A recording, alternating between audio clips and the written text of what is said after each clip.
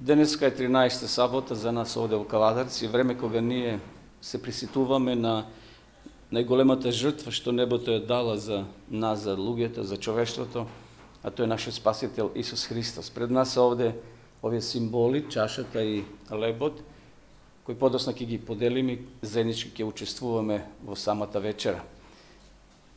Но прето би сакал да размислуваме за последните мигови или часови што Исус ги поминал на Голготскиот крст. Пред да ја отвориме Библијата, од која ќе читаме познати стихови, би сакал да се подсетиме за еден пример, што може би сме го слушнали или прочитале, во кој се вели дека во една црква пасторот дошол тоа утро, се качил на катедрата, едноставно понесол еден празен кафес. Верниците били изненадени што сега сака да каже проповедникот со тој празен кафес. Но проповедникот својата приказна ја отпочнал со следниве зборови. Овие денови се шетав низ градскиот парк и таму во паркот сретнав едно момче кој во рацете држеше една птица. Птицата беше преплашена. Застанав и го прашав момчето што ќе работиш со таа мала птица. Момчето без многу размислување одговори: малку ќе се играм со птицата, да ми помине времето, малку ќе ја мачам, се додека не ги искубам перијата. А после тоа, што ќе работиш, го запрашал проповедникот. Момчето за миг застанало, а потоа рекло: па знаеш, имам дома една голема црна мачка, која сака многу глувци и птици. Па кога ќе ми досади, ќе однесам дома на мачката да ја изеде. На тој начин ќе ги скратам маките на птицата. Новој изненаден одговор што го добил проповедникот од момчето, проповедникот го запрашал: кажи ми, момче, колку пари сакаш да ја откупам птицата? Момчето било изненадено, а потоа рекло: па вие сигурно се исмејувате. Што ќе ви една ваква птица, која ниту пее добро, ниту изгледа добро? Сигурно вие нема да ја купите и без врска да ги трошите вашите пари. Те молам, момче, кажи ми колку пари бараш за птицата. Проповедникот бил упорен. Потоа момчето рекло: еве, дај ми $20. Извадил $20, проповедникот и му ги дал на момчето. Ја зел птицата во своји раце и ја пуштил на слобода.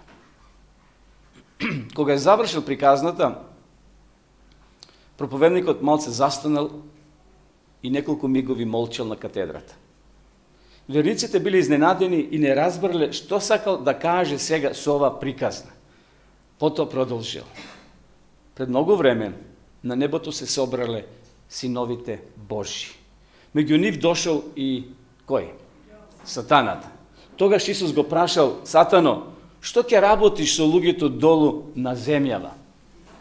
Тогаш Сатаната, еве што кажал: па што ќе работам? Па ништо, само ќе направам да се мразат меѓу себе, да бидат љубоморни едни на други, да се узборуваат, да се убиваат, да крадат, да не ги почитуваат родителите, и така почнал Сатаната да реди. А тогаш Исус му рекол: чекај, застани. Што ќе работиш после сето тоа што ќе го постигнеш? Односно, што ќе постигнеш со тие работи што ги наброи? Па тоа е лесно, рекол Сатаната. На крајот се знае, ќе ги уништам. Се ќе уништам, преку војни, самоубиства, и така нито еден нема да остане жив помеѓу нив. Те молам, Сатано, за возврат што бараш од мене, да ги откупам луѓето од земјата. Сатаната почнал да се смее. Сигурно, Исусе, се исмејуваш со мене. Сигурно не ти треба такви луѓе, кои се мразат, узборуваат, кои не знаат што е тоа љубов и кои во секого гледаат непријател. Потоа Исус повторно го запрашал и му рекол: озбилно те прашувам, што бараш за да ги откупам? Тогаш Сатаната малку подзастанал, размислувал и одговорил: ја сакам твојата крв. Го сакам твојот живот. Ако тоа ми го дадеш, се ќе добиеш. Договорено, рекол Исус, ќе ја добиеш таа цена. Потоа проповедникот го зел кавезот и се симнал од проповедалната. Ајде, браќи и сестри, ние да го читаме ова што Исус го договорил со сатаната. Оно што Исус го платил за нас, да видиме што е тоа што Исус направил за да не ослободи од кавезот на гревот, да не ослободи од кавезот на вечната смрт. Што е тоа што Исус го направил за ние да живееме слободно, да се радуваме, да се сакаме, да се почитуваме. Одиме во Јован, Евангелие, 19 глава, од 16 стих, овде Јован така убаво ни го опишува настанот кој се случил пред Христос да почине, пред Христос да биде раснат. И овде вели во 19 глава од 16 стих, тогаш им го предаде, за да биде раснат, тогаш го зедоа Исуса. А тој, носејќи го својот крст, излезе на местото наречено Лобно, а на еврејски Голгота, каде го растна и со него други двајца од едната и од другата страна, а Исуса во средина. А Пилат напиша на надпис и го стави на крстот, а беше напишано Исус Назареец, јудејски цар. Надписот го прочитаа мнозина јудејци, зашто местото каде беше раснат Исус беше близу до градот, а беше напишано на еврејски, латински и грчки. Тогаш јудејските главни свештеници му реко на Пилата, не пишувај јудејски цар, туку дека тој рекол јудејски цар сум. Пилат одговори, што напишав, напишав. А војниците, откако го расна Исуса, ги зедоа неговите облеки, ги разделија на 4 дела, по еден дел на секој верник и долната облека. А долната облека не беше шиена, туку целата искаена од згора додолу. Си рекоа меѓу себе, да не ја кинеме, туку да фрлиме жребкат за неа. Кому ќе му падне, за да се исполни писмото, ги разделија меѓу себе моите облеки и фрлија жребкат за мојата облека. Така постапија војниците, а при Исусовиот крст стоја мајка му и сестрата на неговата мајка Марија, Клеопина и Марија Магдалена. А Исус, штом ја виде мајка си и покрај неа ученикот кој го любеше, и рече на мајка си, жено, ете ти син. Потом му рече на ученикот, ете ти мајка. И од тој час ученикот ја зеде при себе. По ова Исус, знаејќи дека е свршено се, за се исполни писмото, рече, жеден сум. Таму имаше сад, пон со оцет. Тогаш закачија на трска сунгер, наквасен во оцетот и му поднесео до неговата уста. Штом Исус го прими оцетот, рече, се сврши, па ја наведна главата и го предаде духот. Ете, тоа е оно што Исус го договорил со сатаната, браќи и сестри. За јас и ти да живееме, за јас и ти слободно да се гледаме еден со друг, да слободно гледаме кон престолот на милоста, да слободно гледаме кон крстот Голготски. Големо мноштво, вели текстот, како што читавме, го пратил Исуса од судницата до Голгота. Веста за неговото раснување не морало да се прошири преку СМС пораки, преку радио или телевизија. Луѓето по целиот град Јерусалим ја пренеле веста. Мноштво луѓе од сите општествени слоеви дошле на местото на раснување. После сите перипетии, после сите испитувања, после сите водења од еден судја до друг, до свештеникот и така натаму, ете, Исус бил раснат меѓу двајца разбойници. Кога стигнале на местото на погубување, вели текстот, заробениците биле врзани, а двајцата разбойници се спротивставувале, додека Исус, вели текстот, доброволно не покажувал никаков отпор, туку легнал на тој дрвен крст. Тука била и мајка му на Исуса. И уште две жени били со Исус, со Марија. Очигледно, тоа е така. Кога се случуваат тие тешки моменти, потребно да си помогнеме еден на друг. И таму кога стоиме поред гробот на нашите мили драги. Тука Марија скршена од болка и помагали овие две жени. Но како е да е, Исус и овде ќе ја покаже својата љубов и својата грижа кон својата мајка. Во своите скршени срце се прашувале мноштво луѓе кои стоеле овде, па зарем оној кој мртви воскреснувал, кој лечел болни, сега дозволува да биде раснат. Но кога го читаме извештајот, гледаме како Исус се однесувал, браќи и сестри. Исус, вели текстот, останал мирен. Неговото чело се појавиле крупни капки на пот, крвав пот. Не постоело марамче, ниту рака кој би ја избришала неговата пот. Додека војниците долу ја завршувале својата работа, Исус се моли за нив: Татко, прости им, бидејќи не знаат што прават. Никаква клетва не упатил кон непријателите, никаква клетва не упатил кон војниците, иако грубо се однесувале.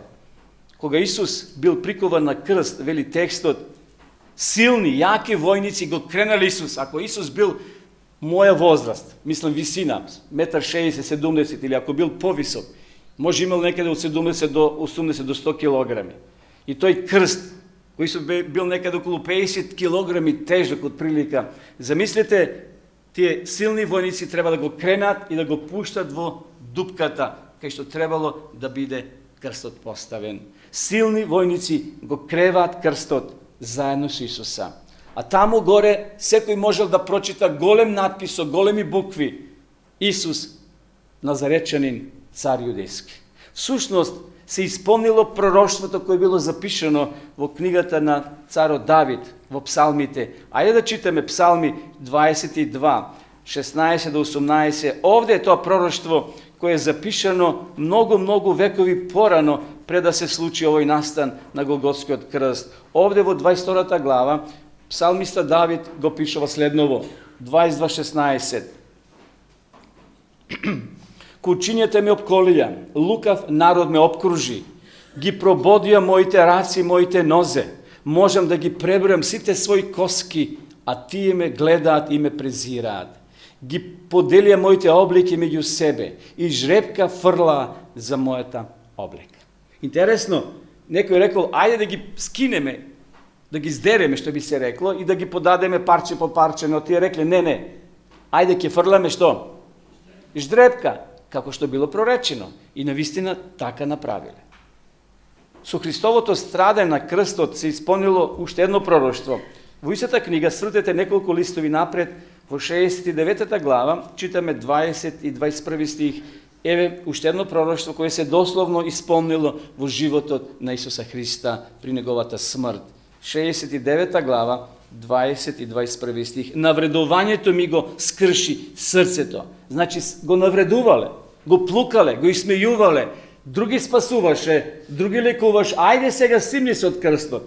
Знаете, тоа е најтешко, кога имаш сила, може да направиш што ќе посакаш, а не смеш да употребиш. Исус не злоупотребил силата која му стоела на располагање. И затоа овде текстот вели, како што читавме 20 стих, навредувањето ми го скрши срцето и се истоштив.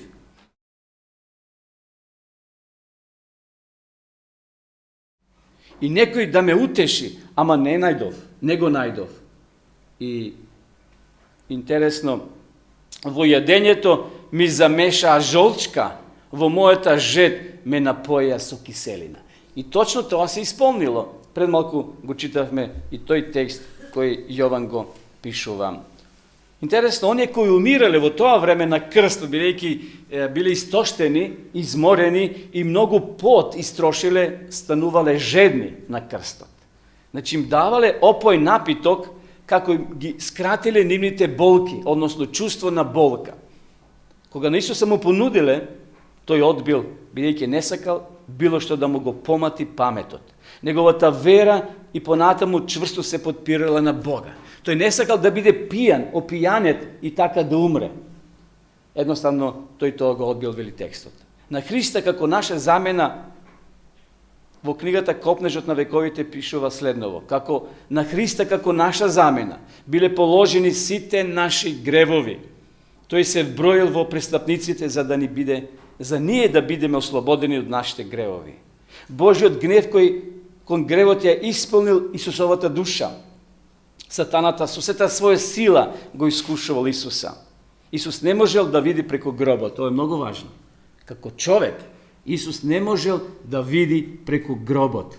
Надежта не му покажувал дека тој ќе излезе како победник, ниту дека Бог ја прифатил неговата жртва.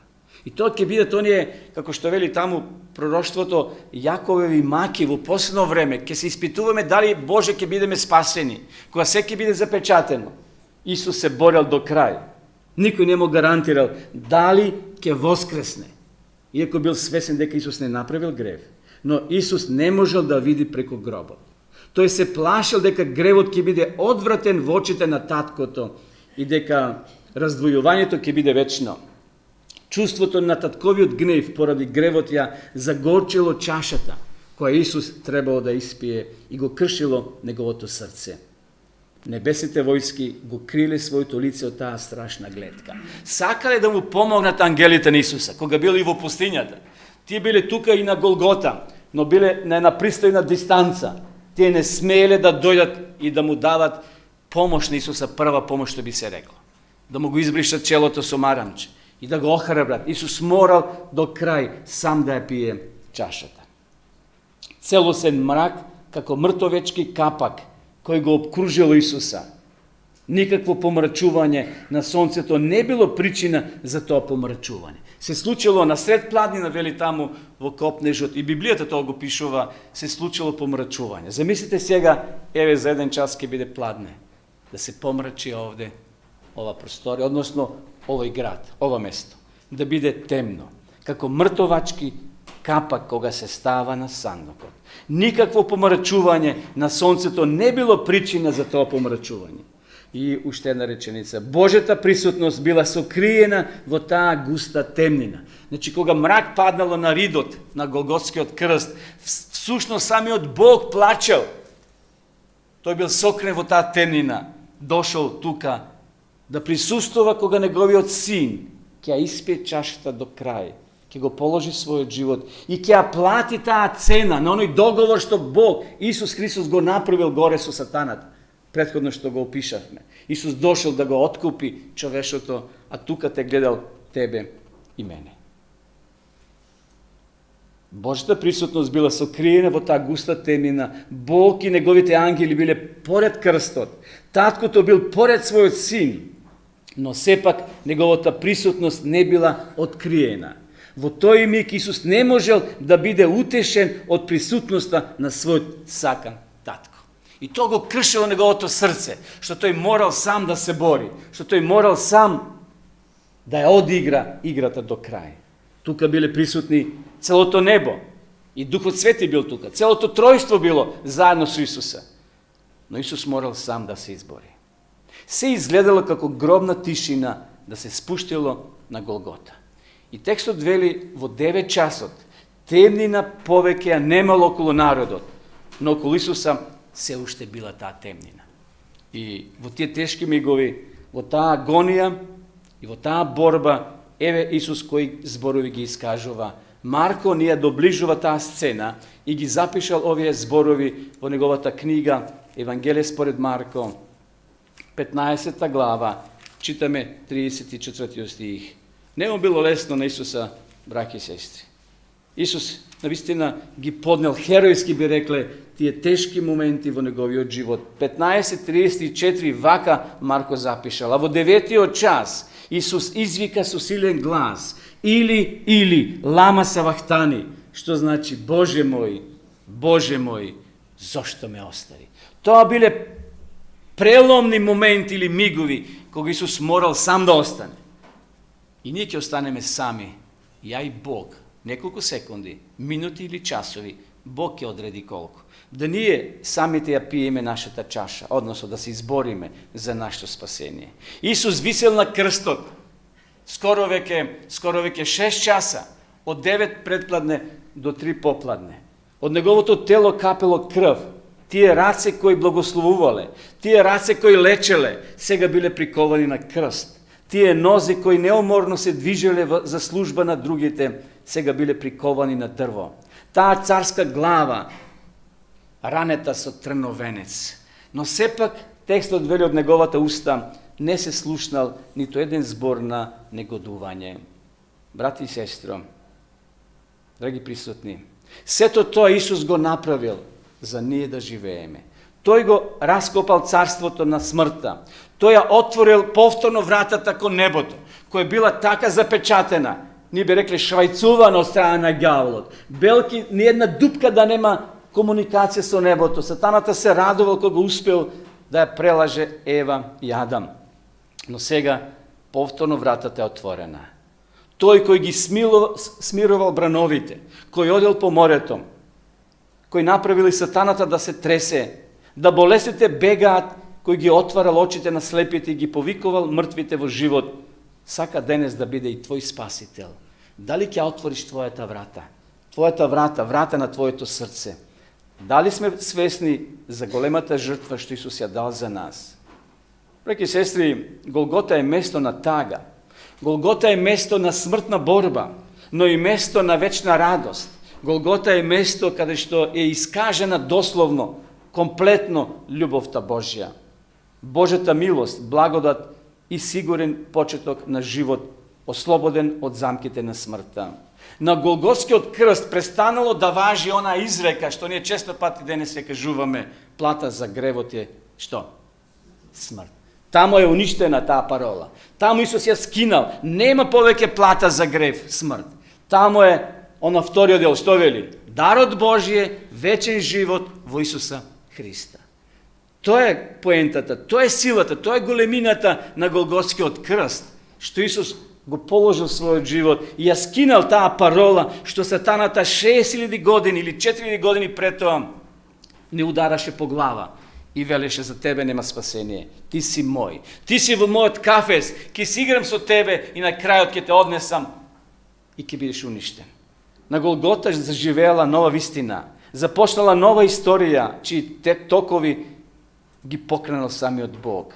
На Голгота, брате и сестро, започнала нова вредност, дарот на Божиот Син, вечен живот во Господа. На Голгота ние сме добиле голема вредност. И таму пророкот вели, кој гиба во вас, каде гиба? Гиба во зеницата на моето око. А знаеме колку е чувствително нашето око. Мала трошка прашинка да падне, ние реагираме. Кој ќе гибне во тебе, Бог вели, како да гиба во самиот Бог. И затоа на тебе грешнико и на мене, на сите нас како грешни суштества, ни стои на располагање целото небо. Ни стои на располагање големиот Бог, неговата сила, неговата милост и љубов. На Голгота Исус на грешниот човек му дал право да се фали. Со што Павле се фалел? Апостол Павле. Со крстот, распнатиот Исус Христос и да ужива во благословите на неговото спасение. На Голгота се мокниот, праведниот и благодатниот Бог, нападнатиот човек му дарува спасение и вечен живот. На Голгота Бог чврсто го прегрнал својот изгубен син. На Голгота Исус ја платил цената. Замислите, тој пример сум го кажувал овде, мислам порано, една господја отишла на каса во голем шопинг центар, си накупувала и оди да плати. А касиерката откуцува, како се викате господјо, така и така. Повелете, се е платено за вас. Доаѓа друга личност, трета, 100 луѓе поминале низ касата и на сите некој друг им ги платил трошоците. Они се чуделе, кој е тој што може да ми ги плати моите артикли што ги купил. Да, тамо на касата, на таа духовна каса, ќе се појави Исус Христос. И кој ќе помине твојот живот, Исус ќе рече, простено е се. Зашто тој е моје дете, се покаја. Тој човек беше мој, паѓаше, имаше спадови, имаше слабости, но мојата крв, Оче, нека го опере, нека го очисти. Тоа е моја собственост. Замислите каква ќе биде таа радост, браќа и сестри, кога таму ќе поминеме, а Исус ќе те прегрне и ќе те рече, добри и верни слуго. Во колку беше верен? Во малку, знам, тоа малку вредеше во твоите очи, зашто тоа можеше да го дадеш единствено. Влези во радоста на мојот Господар. Исус ја платил цената наместо нас. Но да се запрашаме сега при крајот на ова размислување.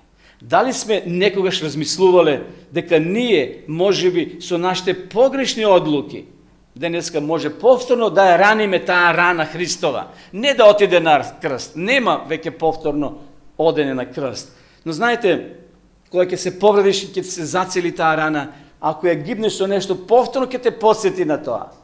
Ајде, браке и сестри, да свртиме нов лист. Ајде да свртиме нова страница. Ајде да подотвориме целосно нашата врата на срцето Твое и мое за Исуса, да се всели целосно во нас и да ги признаеме неговите маки, да ја признаеме неговата жртва, дека е поднесена за нас. Додека страдал Исус на Голгота, знаете уште кој страдал? самиот Бог, поради нашите гревови. И затоа тој не сака и копне да бидеме спасени. И сега од нас зависи дали ќе ја прифатиме таа жртва и дали целосно ќе му се предадеме на Бога. Од нас денес Бог бара да останеме тука, поред подножието на крстот.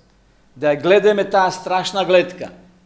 Имаме ли време ние секојдневно по неколку секунди или минути да гледаме во тој крст на Голгота, на тоа место, таму во тоа подножје, да ја гледаме таа страшна гледка што Исус ја поднел ради нас. Но од друга страна да се восхитуваме на љубовта понудена за тебе и за мене. Исус на Голгота. Фала ти, Исусе, што тоа го направи за нас. Фала ти што го положи својот живот за нас кои бевме никакви, како таа птица никаква не била. Исчупани, искубени перја, не знаела да пее, може сета била слаба, мршава и детето само што не ја задавило или не ја фрлило на мачката. Сатаната е таа духовна мачка која вреба, како тигар, како лав, вели Петар. И ако не сме спретни, ако не сме будни, тој ќе не фати, ќе не уништи. Благодарение на другиот лав, на Исуса Христа, кој извојувал победа и ја отворил вратата из која можеме безбедно да влеземе и да отидеме на сигурна територија. Нека му е фала на нашиот Бог, на нашиот Спасител Исус Христос за големата жртва. Амин.